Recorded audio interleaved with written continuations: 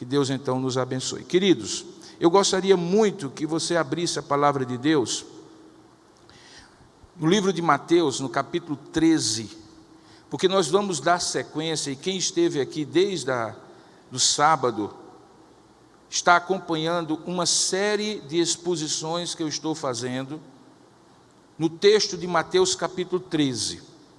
Mateus capítulo 13 é o chamado discurso do reino. O Evangelho de Mateus tem 5 sermões, 5 discursos. O primeiro deles é o Sermão da Montanha, em Mateus capítulo 5. Ali Jesus fala sobre a constituição do reino, as suas leis, os seus princípios. Ele traça um paralelo com os 10 mandamentos. Por isso que em alguns momentos ele diz: ouvistes o que foi dito? Eu, porém, vos digo. No capítulo 10 é o segundo discurso, que é o discurso dos agentes do reino. É quando Jesus, dentre os seus discípulos, chama 12 e os envia como apóstolos. E ali eles são enviados como agentes do rei para o mundo, para evangelizar. No capítulo 18, nós temos o quarto discurso, que é o discurso da agência do reino, que é a igreja. A partir daquela passagem, quando Pedro confessa Cristo como a pedra angular, e Jesus diz: pois sobre esta pedra, que era a confissão de Pedro, eu edificarei a minha igreja, e as portas do inferno não prevalecerão contra ela. E dá uma série de instruções de como agir quando você está na agência do reino de Deus, como esta daqui, que é uma agência do reino de Deus. No capítulo 24, 25, nós temos o quinto discurso do reino, discurso de Mateus, que é a volta do rei, é o chamado sermão escatológico. Jesus diz que o rei, ele mesmo, vai voltar e consumará todas as coisas. Se você atentou à minha descrição, eu falei do primeiro, do segundo, do quarto e do quinto, faltou o terceiro. O terceiro é o que está em Mateus capítulo 13. E no capítulo 13, Jesus vai falar sobre o significado do reino. Só que ele não fala diretamente, numa linguagem denotativa, clara, objetiva. Ele começa a falar a partir de parábolas. Parábolas são figuras de linguagem ampliadas. Jesus faz comparações, ele usa metáforas, ele usa simbologias, coisas que estavam acontecendo no dia a dia e que as pessoas conheciam. E ele usa estas figuras, essas situações cotidianas, e dá um significado espiritual a cada uma delas. Nesse capítulo 13, há 7 parábolas do reino. E nós estamos expondo essas parábolas desde o sábado à tarde. E hoje nós vamos expor a parábola número 3 e a parábola número 4. Elas formam uma dupla, elas têm o mesmo significado.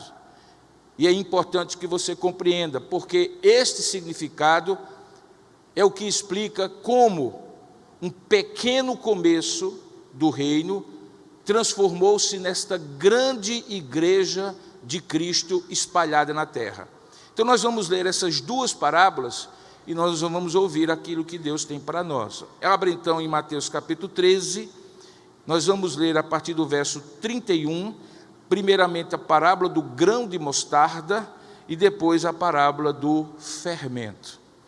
Diz assim a palavra de Deus, capítulo 13, verso 31 de Mateus.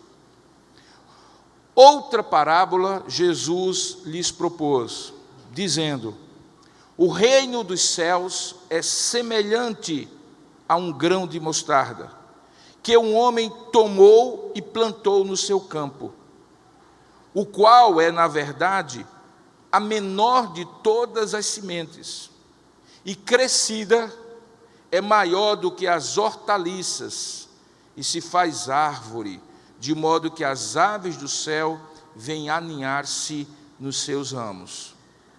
E então no verso 33 ele conta a segunda parábola. E disse-lhes outra parábola: o reino dos céus é semelhante ao fermento que uma mulher tomou e escondeu, colocou dentro de 3 medidas de farinha, até ficar tudo levedado pelo fermento. Que Deus abençoe a sua palavra lida. Amém. Curve agora a sua cabeça, por gentileza, feche os seus olhos e faça uma oração simples, mas sincera. Deus, eu não saí de casa hoje pela manhã para voltar para casa sem ter ouvido a Tua voz. Tu és o Rei a quem eu adorei, Tu és o Rei a quem eu elogiei nos louvores que eu te cantei, Tu és o Rei a quem eu ofertei os tributos do reino, privilégio que Tu dás somente aos súditos como eu. Tu és o Rei a quem eu orei e clamei por pessoas que estão longe de mim, mas que o Senhor no Teu reino pode alcançar, especialmente os mais carentes. Eu orei também por mim mesmo e coloquei minhas súplicas diante de Ti, mas agora, Senhor, fala comigo. Peça isso a Deus, meu irmão. Que não seja comentário de um homem sobre a palavra de Deus, mas que seja o próprio Deus falando por meio deste vaso, desse instrumento limitado, imperfeito, mas disponível. Vamos orar juntos? Ó Deus Pai, nosso Rei, nós estamos aqui na Tua presença. Louvado seja o Teu nome, Senhor, porque o Senhor nos convocou nesse ajuntamento solene para Te louvar, Te adorar e Te bendizer. Nós somos privilegiados, ó Pai, porque sabemos quem Tu és, Tu Te revelaste para nós, mudaste a nossa vida, o nosso rumo, a nossa direção, e nos implantaste no Teu reino, na Tua família, nos tornaste Teus filhos e filhas, irmãos uns dos outros e súditos do Teu reino. E nesta hora aqui estamos diante de Ti, ó Rei Supremo, cheio de majestade e glória, o único que habita no trono, que é louvado e adorado todo o tempo, como o Deus que é santo, santo, santo, e cuja glória enche toda a terra. Eis, Senhor, que aqui estamos diante de Ti, diante da Tua palavra que foi inspirada pelo Teu Espírito, e que é suficiente em si mesma já para falar ao nosso coração, pela leitura daquilo que está registrado. Mas agora, ó Pai, quando queremos ouvir a Tua voz, pedimos que este mesmo Espírito ilumine agora a nossa mente, abra o nosso entendimento, dilate o nosso coração, para que possamos ouvir a Tua voz, Senhor, e não a voz de um homem. E não apenas esta palavra que serve a todos, mas a partir desta palavra, aquela mensagem que o Senhor quer dar a cada um de nós. Fala conosco, Senhor, e ao final nós Te daremos toda a honra, toda a glória e todo o louvor. E assim Te oramos em nome e para a glória do nosso Senhor e do nosso Salvador Jesus Cristo. Amém.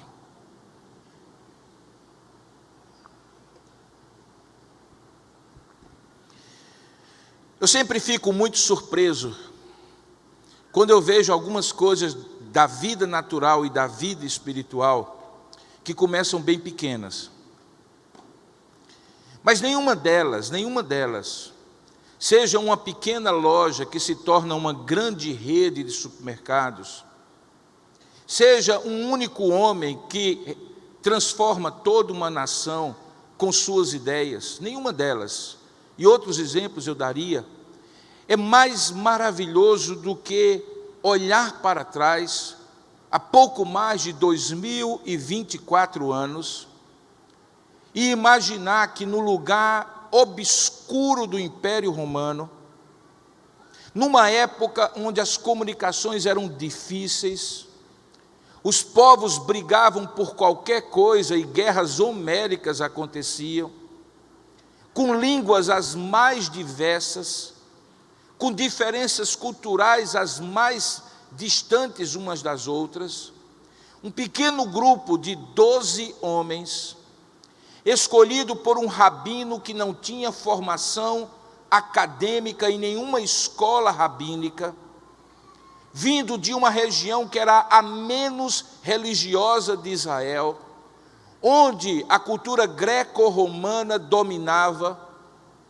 De repente, aquele pequeno grupo de homens que, como a gente vê na história deles, que é narrada nos evangelhos, não eram as melhores escolhas que qualquer uma pessoa aqui faria, porque eram homens cujo caráter tinha tortuosidades, desvios e fissuras muito claras, com temperamentos difíceis, com posições ideológicas e políticas distantes e diferentes um do outro, que não eram os mais letrados, pelo contrário, alguns deles eram meros pescadores do mar da Galileia, que não eram queridos nem bem-vindos em muitos lugares, porque alguns deles tinham funções que eram odiadas pelo povo, como o coletor de impostos. Eu sempre fico maravilhado, queridos irmãos e irmãs, quando vejo que há menos de 2024 anos atrás, um grupo de 12 homens, liderado por este rabino, sem dinheiro, sem recursos de mídia, sem capacidade política, vistos com desconfiança pela elite religiosa de então, na verdade, mais do que por desconfiança, com inimizade, inveja, despeito e rivalidade, porque representavam uma ameaça ao status quo religioso da época. Eu sempre me surpreendo como um homem que falava coisas simples, que era bem visto pelas prostitutas e pelos publicanos, pela ralé, como a gente chamaria, do povo da época, de repente, em menos de uma década de vida e de influência, se espalhou por todo o Império Romano e produziu a maior de todas as transformações sociais, culturais, históricas, humanas e espirituais da história da humanidade. Eu estou falando de Jesus, obviamente, e eu estou falando dos 12 apóstolos, eu estou falando da fé cristã, que começa pequenina, num canto obscuro do Império Romano, e se torna a maioria daqueles que creem em Deus no globo terrestre. E mais do que isso, que influencia a maneira de pensar, de crer, de empreender, de fazer negócios, de fazer arte, de fazer ciência, 2000 anos depois.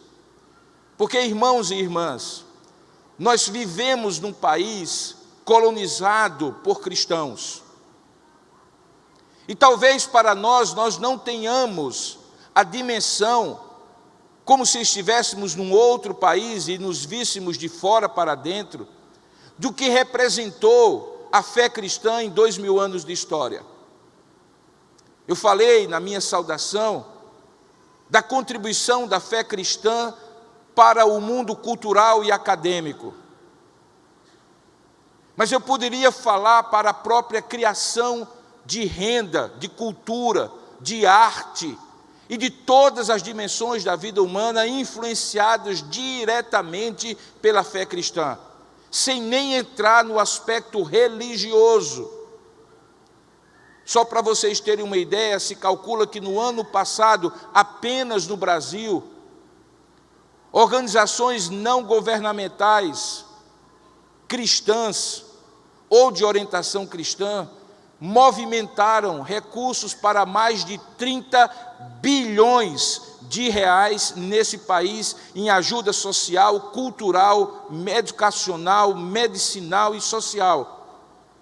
Nós estamos falando de mais de 30 bilhões de reais investido na filantropia por organizações de orientação cristã. E o que isso tem a ver com esta fé é porque esta filantropia não existiria se esse rabino judeu, o Nazareno, Jesus, e os seus apóstolos não estivessem espalhados em todo o mundo, já no primeiro século da era cristã, dizendo que os princípios da sua fé eram amar a Deus acima de todas as coisas e amar ao próximo como a si mesmo. Porque é a partir daí que toda a filantropia ocidental cristã começa a existir.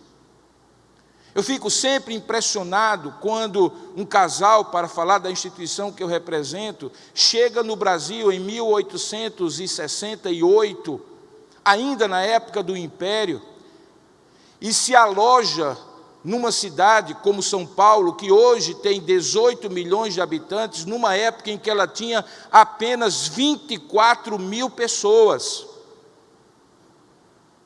24 mil pessoas é um bairro pequeno de Manaus. Era o tamanho de São Paulo. E aquele casal sozinho começa a obra missionária ali em São Paulo. O pastor George como pastor da igreja e a missionária Mary Ann como uma pedagoga, vendo as crianças nas ruas de São Paulo, e com o seu olhar pedagógico e caridoso, vendo que elas estavam fora do sistema escolar, que naquela época era ainda mais precário que nos dias de hoje, chama 2 ou 3 meninos e meninas, coloca na sala da sua casa e começa a ensiná-los de uma maneira diferente da pedagogia de então. Primeiramente, porque eram meninos e meninas na mesma sala de aula, o que era proibido naquela época. Segundo, porque não havia castigo físico. Na escolinha da professora Mary Ann não havia palmatória. E também não havia debuxo, que era o método pedagógico da época, em que o professor falava e a criança tinha que repetir, debuxar, colocar para fora. E daquele pequeno começo, uma instituição enorme, que hoje movimenta alguma coisa como 2 bilhões de reais por ano, e que tem mais de 150 mil alunos no Brasil inteiro, por conta de um pequeno começo, baseado numa fé que dizia que devemos amar ao próximo como a nós mesmos. Talvez a gente não tenha ciência que o grande cientista que criou as vacinas no Brasil, Oswaldo Cruz, se tornou cientista e desejoso de descobrir métodos de evitar doenças, porque era um cristão presbiteriano, que desejava usar a ciência em favor do próximo. Talvez porque somos cristãos num país cristão, nós não imaginamos o impacto de um pequeno começo de fé que acontece há mais de 2000 anos e que vem atravessando a história da humanidade, cruzando oceanos, cruzando continentes, atingindo vidas, mudando culturas, abençoando vidas, transformando famílias, impactando a política, impactando a sociedade, a cultura, a ciência, a arte de países no globo inteiro. Eu tenho o privilégio hoje de pregar nesta manhã para a maior igreja presbiteriana do Brasil, hoje, que é a Igreja Presbiteriana de Manaus. No ano passado, eu tive o prazer de pregar na maior igreja presbiteriana do mundo, a Igreja Presbiteriana de Sarang, em Seul, Coreia do Sul. Há menos de 50 anos, aquele país arrasado estava entre os 50 países mais pobres do mundo. Hoje ele está entre as 15 maiores economias do mundo. Deus me deu o privilégio de morar em alguns países, mas eu nunca vi o que eu vi na Coreia quando visitei aqueles dias.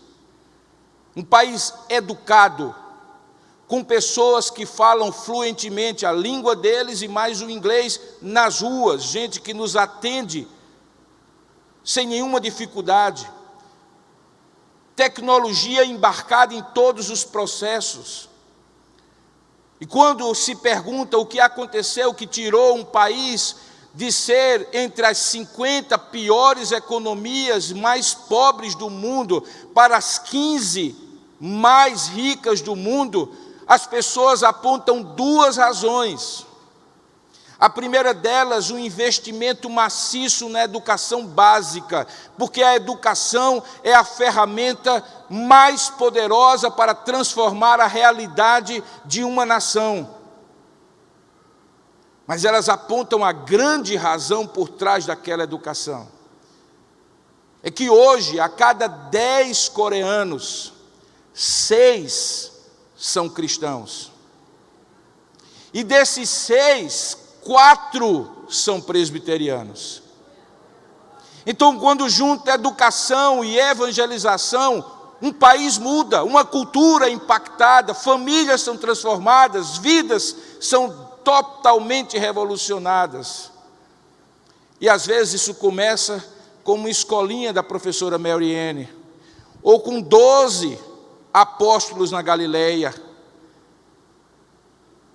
A palavra de Deus diz que nós não devemos subestimar os pequenos começos, porque os pequenos começos começam obviamente pequenos, mas quando eles pensam grande e vão profundo, pequenos começos se transformam em grandes realizações. Essa igreja não começou desse tamanho.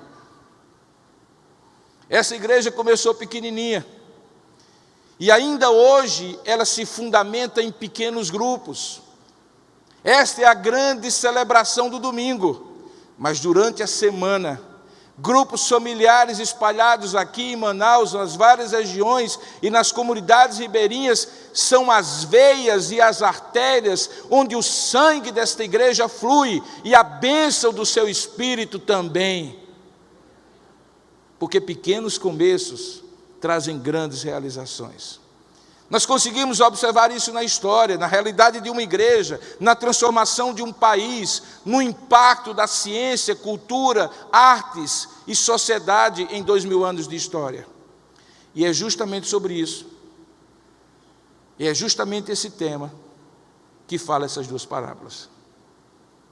Preste bem atenção ao que acabamos de ler. São duas comparações que Jesus faz. Tem o mesmo significado, mas uma pequena diferença que eu vou apontar para vocês. A primeira delas é a parábola do grão de mostarda. O grão de mostarda é uma das menores sementes. Se eu tivesse uma nas mãos, pouco importa. Se eu enchesse a minha mão com elas, você, de onde você está, dificilmente você conseguiria ver. É uma pequena semente, pretinha, mas que uma vez colocada na terra e devidamente cuidada, ela se transforma numa árvore de quase 5 metros de altura, que para aquela região onde Jesus vivia, era uma grande árvore. Aqui na Amazônia seria um arbusto, mas lá na Terra Santa não.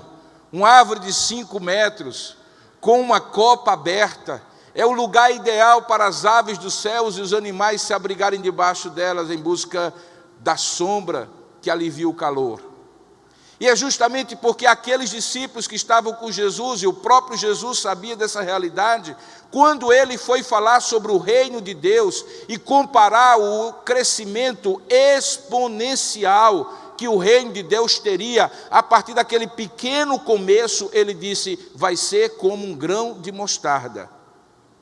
Pequeno no seu começo, grande na sua extensão pela graça de Deus.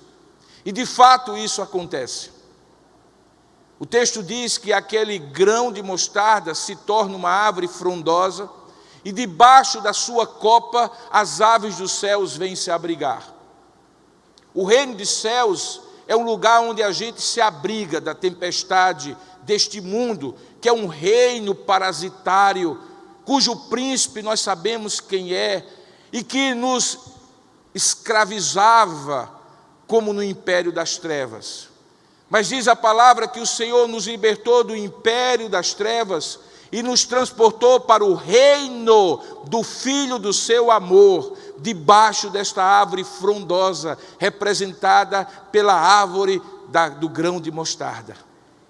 O Senhor fez isso na sua vida, fez isso na minha vida, e hoje, ao invés de sermos aves dos céus, que voam debaixo de um calor terrível, que massacraria a nossa vida e tiraria a nossa energia, nós podemos num domingo como esse, juntar a nossa família e termos o privilégio de, se preciso for e se quisermos, passar o dia neste lugar que é a agência deste reino, que é representado pela árvore frondosa de mostarda. Isso é um privilégio tremendo, irmãos.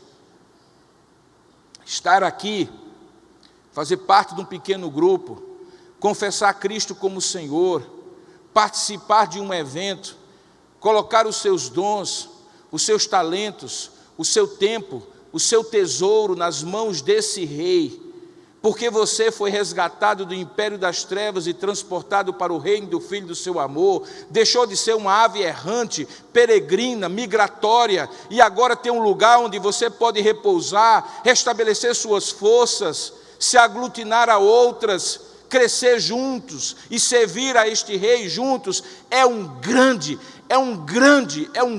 privilégio, irmãos. Você quer saber como é um privilégio? É quando você não pode estar aqui. É quando você se lembra de quando você não pôde na época da pandemia. É quando você se lembra da época que você não conhecia Jesus. E você achava ridículo ao sair do seu condomínio, descer no seu elevador, encontrar um pai e uma mãe, filhos, uma família ordinária, normal, como qualquer outra, com Bíblias debaixo do braço, saindo para a igreja, enquanto você ia tomar uma cerveja com seus amigos, jogar uma bola e fazer um churrasco. E você achava que era feliz. Até que um belo dia, belo porque foi terrível, mas foi transformador, uma grande crise se instalou na sua vida, e Deus usa as crises para transformar a nossa vida. O casamento quase desfeito, um filho drogado, um problema financeiro ou profissional, de repente assolou a sua casa, a sua vida, e alguém falou do poder de Deus de resolver, do amor de Jesus por você, e de um lugar, e de um povo, que você poderia obter ajuda e apoio, e você então veio, ou foi lá alcançado e já trazido, convertido, e você, não sei se há 1 ano, 10 anos, 20 ou 30 anos, está aqui nesse lugar, transformado, amparado, acolhido, debaixo dessa árvore frondosa, que é a agência do reino de Deus, que é esta igreja, e qualquer outra comunidade que prega o evangelho, administra os sacramentos e exerce a disciplina de maneira fiel, representa como igreja e como agência do reino de Deus. Você é um privilegiado, meu irmão. Você é um privilegiado. Isso é como ar-condicionado. Você só sabe como é bom quando sai na rua, no calor. E a gente se acostuma tanto com o ar-condicionado que a gente só sabe como ele é bom quando a gente sai na rua, no calor. Eu me lembro que quando eu morava em Campina Grande, na mesma terra que o pastor Arieusto cresceu, não havia ar-condicionado naquela cidade. Quer dizer, havia, na agência do Banco Bradesco. E do Banco do Brasil também, para não fazer injustiça. Então eu saí do meu colégio, e enquanto meu pai passava para me pegar, eu corria na agência do banco e ficava feito gato manhoso na porta da agência, porque tinha uma cortina de vento e eu ficava assim, ó, para ver se esfriava de dentro para fora. Sentava ali, às vezes o gerente, o guarda da agência dizia assim: sai menino, pode ficar aqui não. Moleque. E eu ficava lá esperando, olhando o pai pelo vidro da agência, mas eu só saía para o calor depois que eu me resfriava no ar-condicionado. Por que eu estou contando isso? Porque quando no dia 11 de agosto de 1980, um menino que naquela época tinha 15 anos, foi evangelizado na sua casa por 2 irmãs que Deus mandou, e que se entregou a Jesus Cristo naquele dia 11 de agosto de 1980, experimentou o refrigério do Senhor no seu coração, aos seus colegas, ele explicou da seguinte maneira: eu não sei dizer o que aconteceu comigo, mas é como se eu tivesse entrado num ar-condicionado a minha vida inteira. E aí hoje, tantos anos depois, eu consigo explicar com mais teologia e doutrina. É porque o Senhor nos trouxe tempos de refrigério, O reino de Deus é tempo de refrigério do calor da vida. É tempo de refrigério, é lugar de refrigério, é espaço de refrigério, é relacionamento de refrigério. O reino de Deus é como a arca de Noé, tem muitos bichos estranhos, alguns cheiram mal, alguns têm maus costumes, mas é melhor estar dentro do reino do que fora no dilúvio. E quem um dia esteve fora no dilúvio, mesmo depois de ter entrado, desviou-se, abandonou e passou lá comendo as alfarrobas dos porcos, como aquele filho pródigo que abandonou o pai, sabe o refrigério que é voltar aos braços e à casa do pai, que representa o reino de Deus. Talvez haja gente aqui que já se desviou e voltou, graças a Deus. E sabe dizer muito bem: meu Pai do céu, como eu fui louco de abandonar a tua casa, o refrigério da tua presença, a árvore frondosa onde eu podia me recolher, descansar das várias caminhadas pelos ares cáusticos da vida, e hoje eu estou aqui debaixo de volta. Louvado seja o seu nome. A parábola do grão de mostarda é exatamente isso. Mas perceba que há um detalhe. É o detalhe de que esse crescimento é visível. A gente chamaria de crescimento quantitativo. Um evangeliza um, que evangeliza outro, que dois evangelizam 4 e viram 8, daqui a pouco 16, numa progressão geométrica, de tal maneira que hoje, de 12 homens, nós temos mais de 2,5 bilhões de cristãos que se declaram cristãos. Era assim mesmo. A semente de mostarda era pequena e de repente se transformava numa árvore e todo mundo conseguia ver. Portanto, a grande ênfase da parábola do grão de mostarda, dita por Jesus, é no crescimento externo, visível. Ele está dizendo que o reino de Deus vai se multiplicar, e todos verão, e todos perceberão. É um crescimento que naturalmente acontece em qualquer organismo vivo. O estranho é que um organismo vivo não cresça. O que não é natural é que alguém que está bem nutrido, tendo uma boa capacidade de exercícios, sem doenças, não cresça. Nós chamamos isso de anomalia. É verdade que nem todo crescimento é saudável.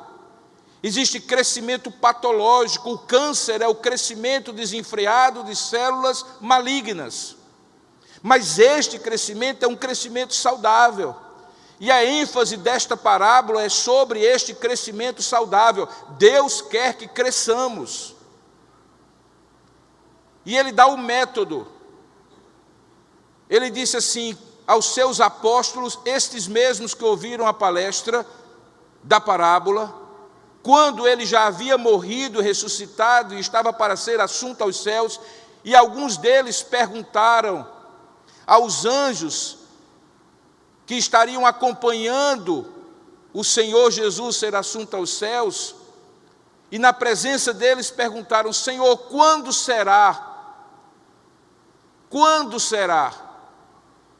que tu vais restaurar o reino a Israel? Eles ainda eram judeus, convertidos à fé cristã, ainda tinham expectativas milenares, de que um dia eles seriam aquele reino poderoso de Davi, de Salomão, subverteriam a ordem do Império Romano, venceriam os Césares. Eles ainda tinham essa concepção de um reino humano, político, poderoso, com um Messias à frente como supremo comandante, entrando pelas vias de Roma com o seu exército e subjugando César. E então o Senhor Jesus disse o seguinte: ficai, porém, em Jerusalém, até que do alto sejais revestidos de poder. E ao descer o Espírito Santo sobre vocês, vocês se tornarão minhas testemunhas, tanto em Jerusalém como em toda a Judeia, Samaria e até aos confins da terra. Está lá em Atos 1:8. E todo o livro de Atos, nos seus 28 capítulos, é a história de como a fé cristã, muitas vezes instigada, fustigada pela perseguição judaica e romana, se espalhou por todo o império. Então existe um método como um grão de mostarda se torna uma grande árvore. É pelo testemunho dos agentes do reino. E quem são os agentes do reino? São aqueles que foram convidados, convocados, salvos e resgatados por Jesus para serem discípulos do rei.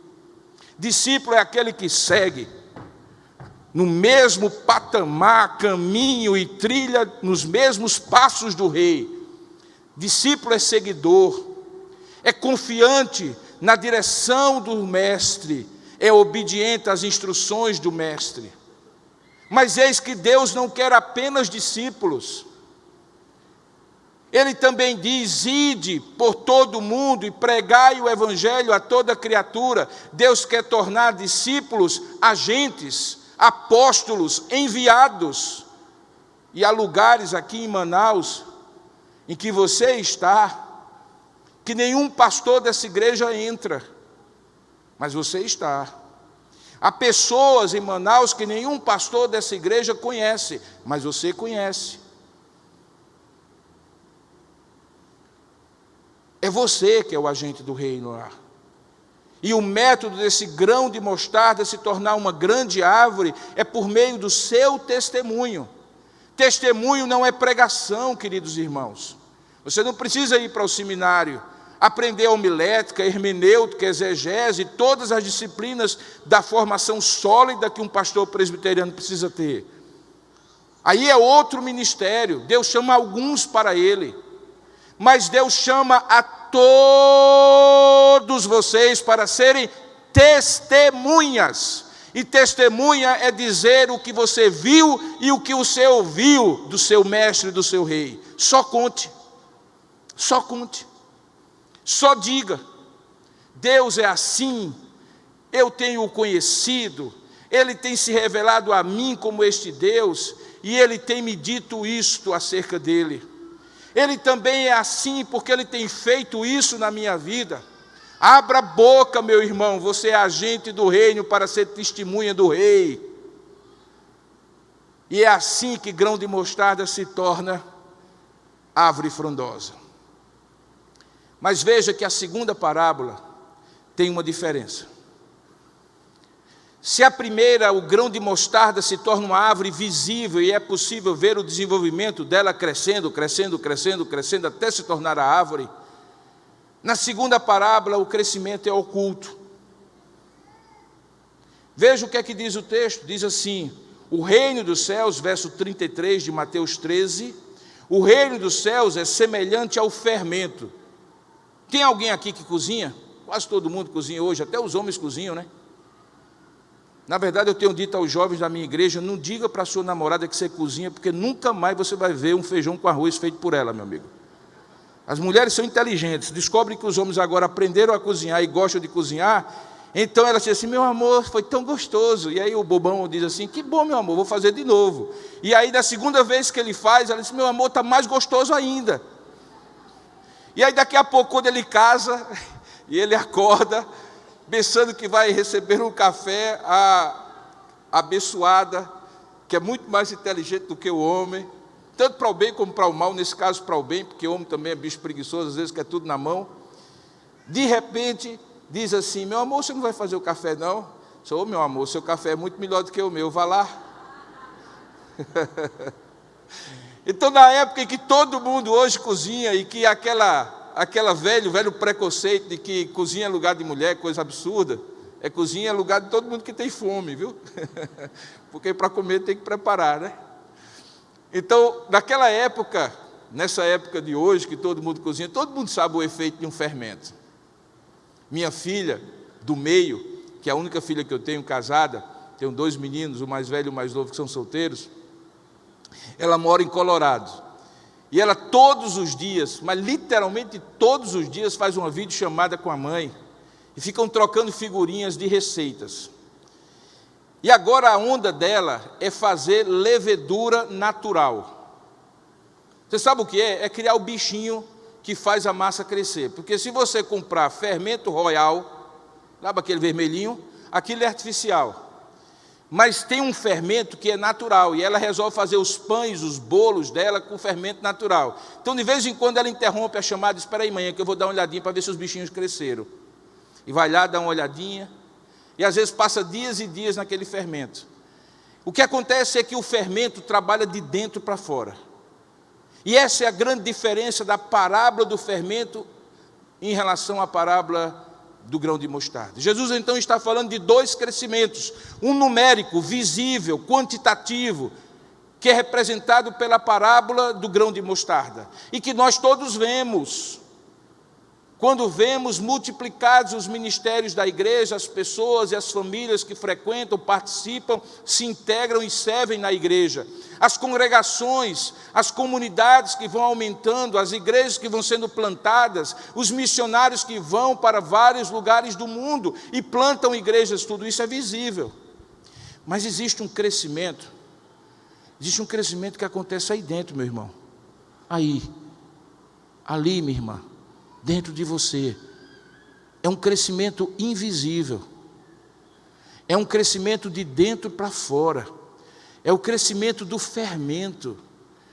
E para que fique claro que o reino de Deus não é só quantidade, números, multiplicação exponencial, porque senão se tornaria simplesmente uma grande corporação multinacional que abre suas filiais e expande seus negócios e consegue ganhar mais dinheiro no mundo inteiro e empregar mais pessoas. Para que fique claro que não existe crescimento externo se não houver crescimento interno. Se não houver qualidade, a quantidade será simplesmente multiplicação. Jesus então conta a parábola do fermento.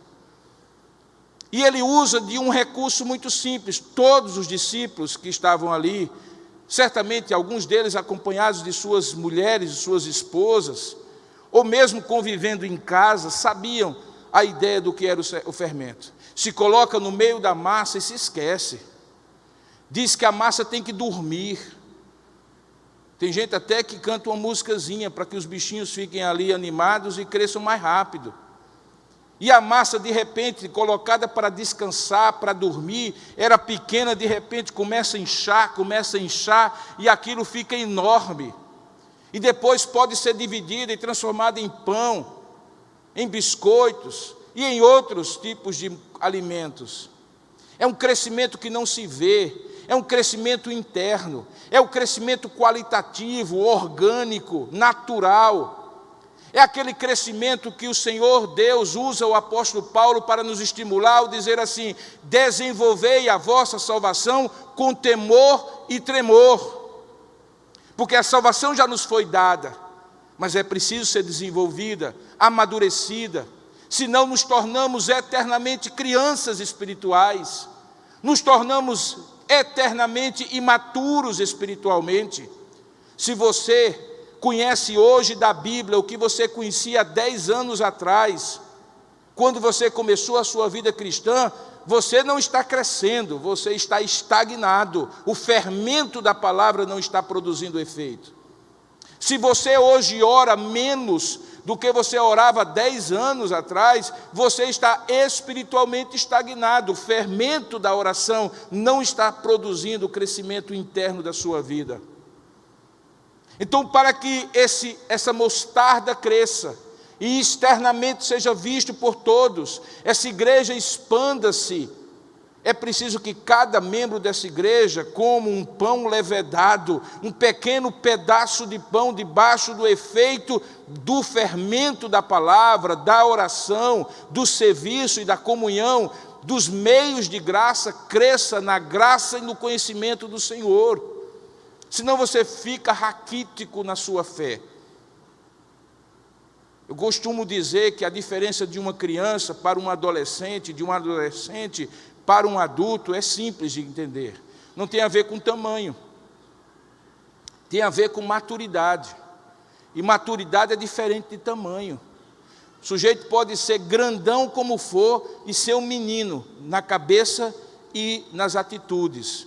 Na verdade, tem gente que nem amadurece. Lá na minha terra tem pé de manga, mangueira, e de vez em quando a gente vê aquela manga bonita lá, presa no galho da árvore, e fica ali olhando. Alguns tiram a manga de vez e deixam ela amadurecer, outros esperam amadurecer no pé, e todo dia ficam lá esperando que ela caia na mão. Pois bem, às vezes tem manga que apodrece no pé e não amadurece. Às vezes tem crente que apodrece na vida e não amadurece espiritualmente. Fica preso ali e não desenvolve espiritualmente. Pois bem, para que isso não aconteça, é preciso amadurecer. E eu faço essa comparação quando comparo criança, adolescente e adulto. O que é uma criança? Uma criança é alguém que não tem maturidade suficiente para cuidar de ninguém, nem mesmo delas próprias. Alguém precisa cuidar da criança. Concorda comigo? Não é isso que é criança? Pouco importa a idade, enquanto ela não puder cuidar de si mesma e cuidar de alguém mais, ela não é adulto, ela é criança.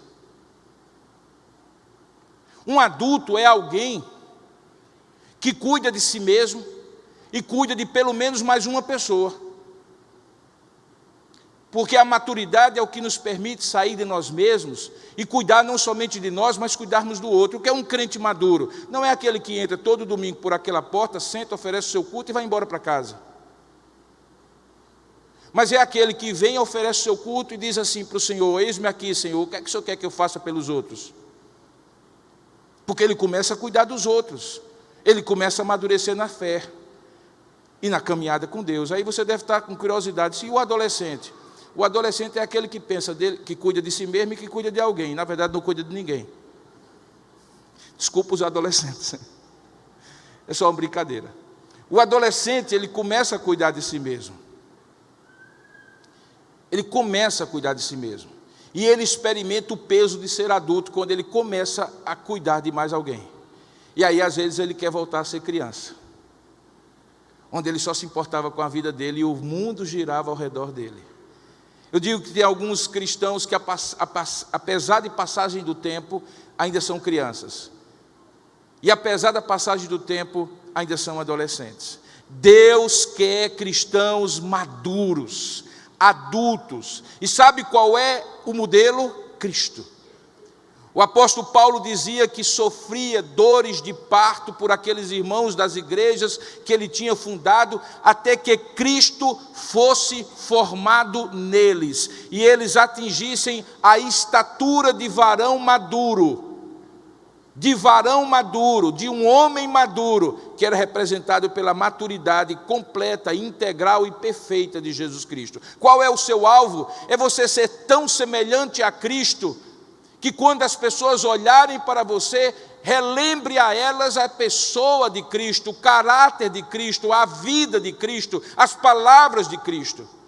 Este é o significado da palavra cristão, pequeno Cristo. Não que você seja o redentor de ninguém, mas que você se parece tanto com Cristo, que as pessoas são vistas admirando você, porque admiram o Cristo que você representa e expressa em suas palavras, comportamento, caráter e vida. Isso é maturidade. E isto só o fermento da palavra, da oração, da comunhão e do serviço ao próximo, uma refeição completa, equilibrada e colorida do ponto de vista espiritual, que pode produzir isso na sua vida. Então, quando ele fala de fermento, ele está falando de crescimento interior e orgânico.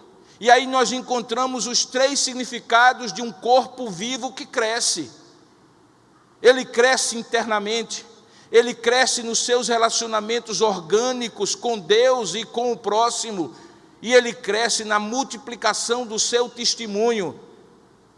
E à medida em que ele testemunha, grãos de mostarda vão sendo espalhados e árvores novas são plantadas, e agentes e agências do reino trabalham juntos para que do grão de mostarda, pequeno começo, haja uma igreja espalhada em todo o globo terrestre.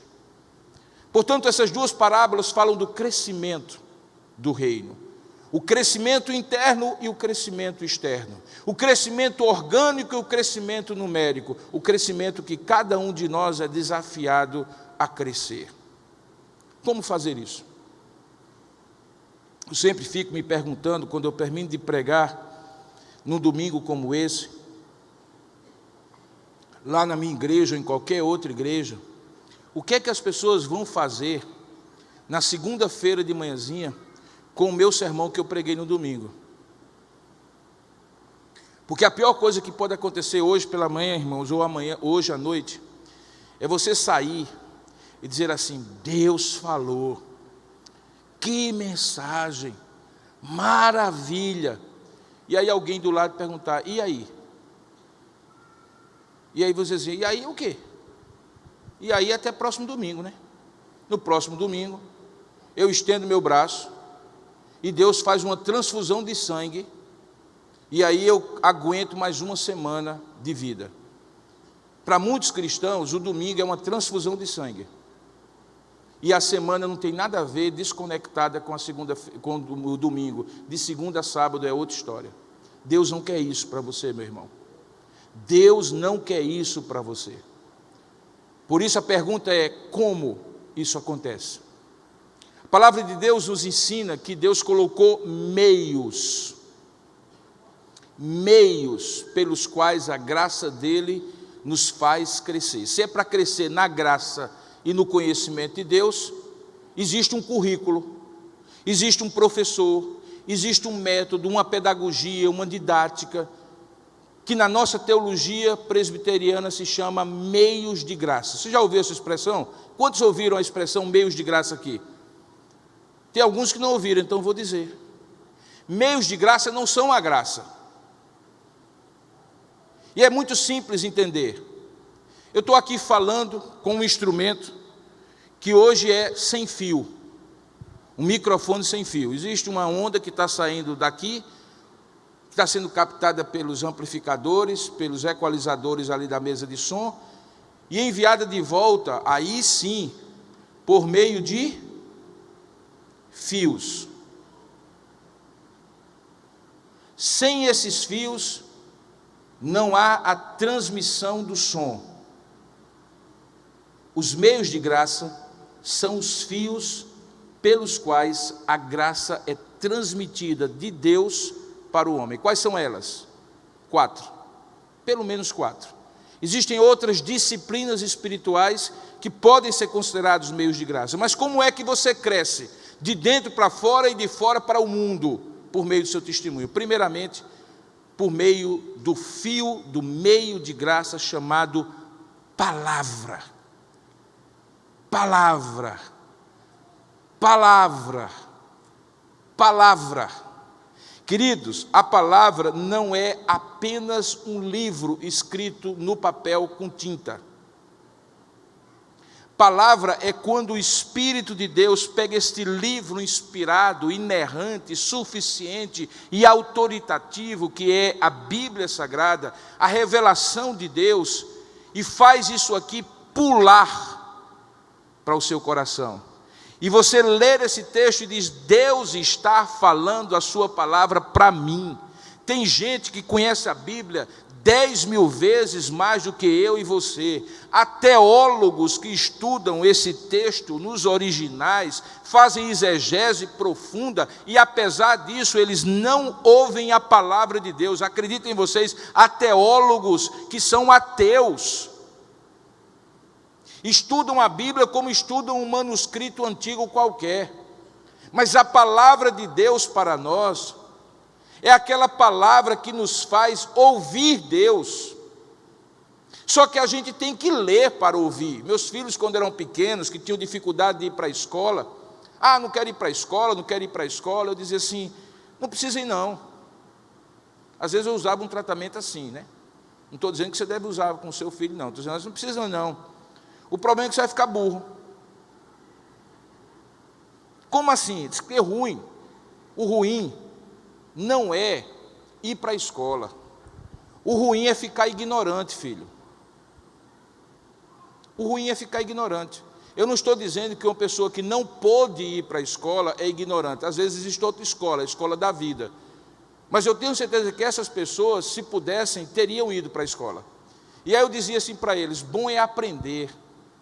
O problema é que para aprender tem que ir para a escola, né, filho? Então vamos para a escola? Acorda aí, escova os dentes, vamos embora. Porque para aprender tem que ir para a escola. Irmãos, para conhecer a palavra tem que aprender a conhecer a palavra. A igreja protestante criou algo, imitando a sinagoga judaica, que é talvez a maior fonte de conhecimento da palavra, que se chama escola bíblica dominical. Se você não tiver tempo para qualquer outra coisa na semana que seja relacionada ao estudo da palavra, até você deveria ter, a escola dominical já é um bom começo. Mas a Bíblia diz que você individualmente deve meditar na palavra de Deus de dia e de noite. Isso cria em você uma cosmovisão, uma visão do mundo a partir da palavra. É como se Deus colocasse outras lentes para você ver o mundo. E aquilo que acontece com você, você começa a ver da perspectiva de Deus, porque Deus orienta o seu olhar através da sua palavra. Um meio de graça é a palavra. Sem a palavra, nada. Com a palavra, tudo. Segundo meio de graça é a oração. Eu fiquei feliz de ver uma igreja que se ajoelha diante de Deus em intercessão, na hora do culto. Mas oração é mais do que momentos do culto. É uma caminhada espiritual com Deus. É uma conversa. É mais ou menos aquilo que você já experimentou quando resolveu fazer exercício físico caminhando. Existem duas realidades: você sair sozinho para caminhar e você sair com uma pessoa caminhando e conversando. O que é melhor?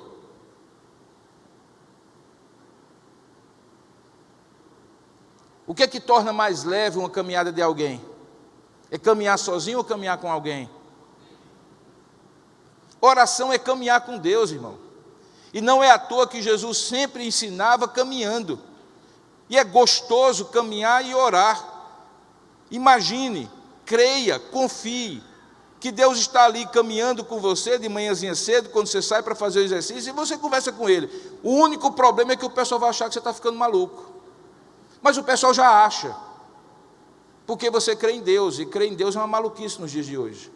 Então não tem problema, assuma a sua loucura e comece a falar com Deus em tudo que é lugar. Você pode falar abertamente ou pode falar no seu coração. Oração é diálogo, irmãos. Oração não é uma fala ensaiada, modelada, com termos escolhidos. Oração é conversar com Deus.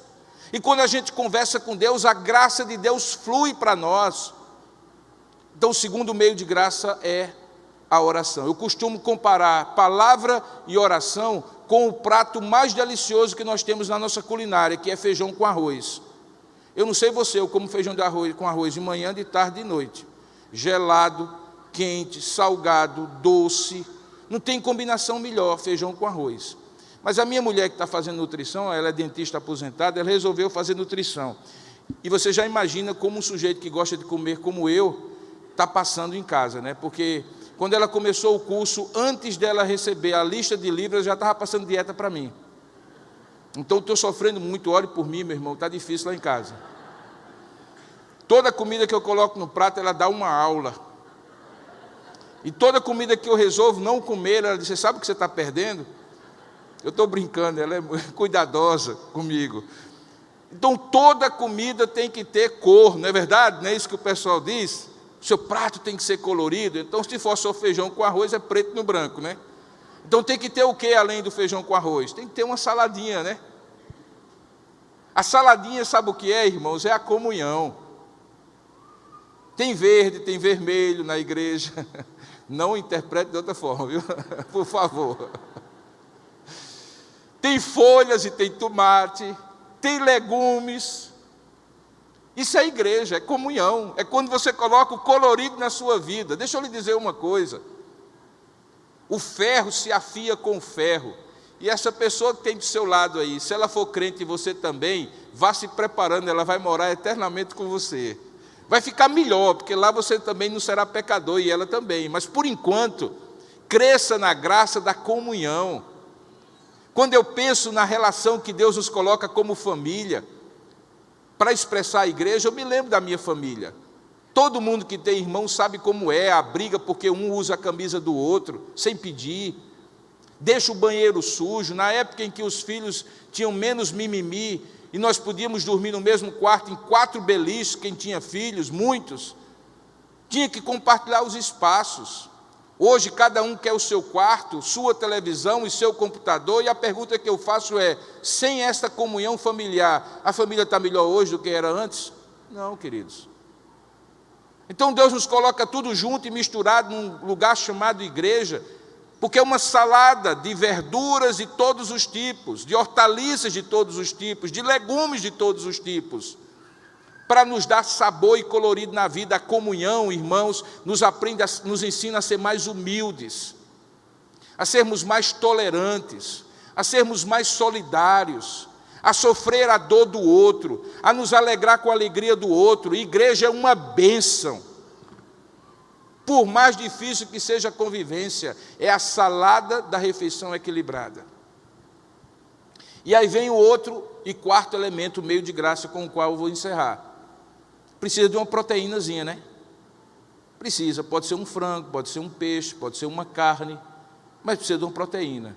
E eu costumo dizer que a proteína da refeição espiritual do homem, do ser espiritual, do ser humano espiritual, do crente em Cristo, é o serviço.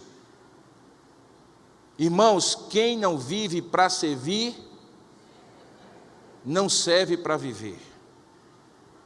Igreja não é espetáculo, por mais que seja bonito aquilo que nós fazemos no palco. Igreja não é assistir o culto, por mais que fiquemos extasiados com o que estamos vendo e ouvindo. Igreja é servir. O Senhor Jesus disse que o Filho do Homem, Ele mesmo, não veio para ser servido, mas para servir. Quando você serve, você serve. Quando você não serve, você não serve. Então a igreja não é feita por números, é feita por servos. Então, se você não está integrado em nenhum tipo de serviço da igreja, procure se integrar. É a proteína da sua refeição espiritual, é o meio de graça, que junto com a comunhão, com a oração e com a palavra, faz com que esse crescimento aconteça. A minha expectativa, a minha convicção e a minha oração ao final dessa mensagem, é que Deus lhe tenha aberto os olhos para que você veja o crescimento que acontece de dentro para fora, representado pelo fermento, e o crescimento que acontece externamente quando a igreja cresça, e você fazendo parte dos dois. Amém?